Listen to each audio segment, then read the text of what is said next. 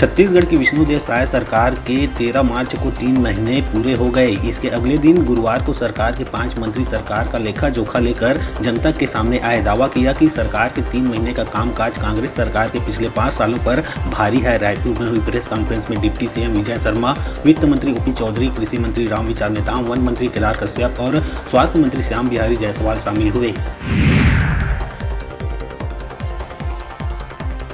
प्रदेश में लगातार ट्रांसफर का दौर है जारी। इसी बीच राज्य सरकार ने भारतीय प्रशासनिक सेवा के अधिकारियों का किया तबादला। इस संबंध में सामान्य प्रशासन विभाग ने आदेश किया है जारी। आदेश के अनुसार 13 आईएएस अफसरों के प्रभार में बदलाव के साथ अतिरिक्त प्रभार सौंपा गया।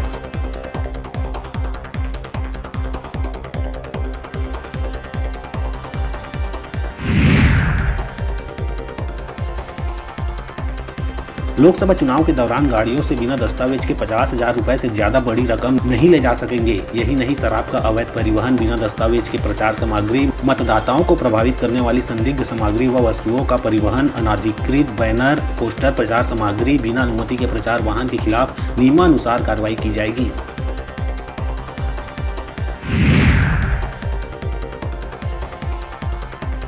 राजधानी बिलासपुर के पुराना बस स्टैंड में मल्टी लेवल पार्किंग निर्माण कार्य चल रहा है, जिसमें लेट लतीफी को लेकर ठेका कंपनी पर 60 लाख रुपए का जुर्माना लगाया गया। निगम प्रशासन ने यह जुर्माना कोलकाता की ठेका कंपनी सिम पार्क पर लगाया है।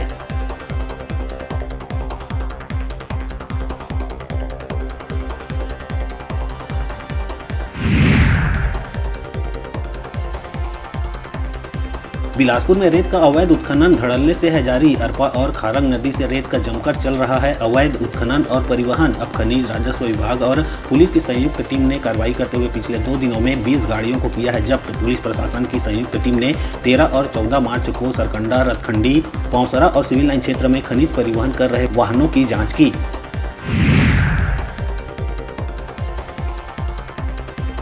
राजधानी रायपुर में डकैती का सनसनीखेज मामला सामने आया। माना बस्ती इलाके में 4 नकाबपोश बदमाशों ने देर रात घर के सदस्यों को बंधक बनाकर लाखों की डकैती की। बताया जा रहा है कि लुटेरे घर में रखे लाखों के जेवरात, नकदी समेत 10 लाख रुपए का सामान लेकर हो गए फरार। वहीं नकाबपोश बदमाशों ने घर के सदस्यों का हाथ पैर बांधकर मारपीट भी की।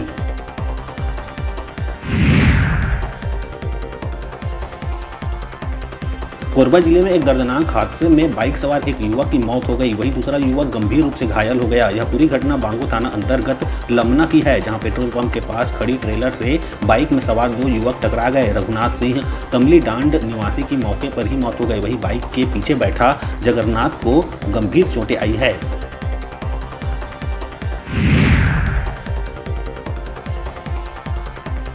बलौदाबाजार से महज 5 किलोमीटर दूर स्थित रिश्तेदा गांव में 65 साल के बुजुर्ग की हत्या कर दी गई। उसकी लाश बाथरूम की सीढ़ी पर मिला है। शुरुआती जांच में हत्या का शक परिवार पर ही जताया जा रहा। मामला सिटी कोतवाली इलाके का है। जानकारी के मुताबिक चिंताराम वर्मा अपनी पत्नी कुमारी बाई, बेटा जितेंद्र और 12 साल की पोती के साथ रहता था।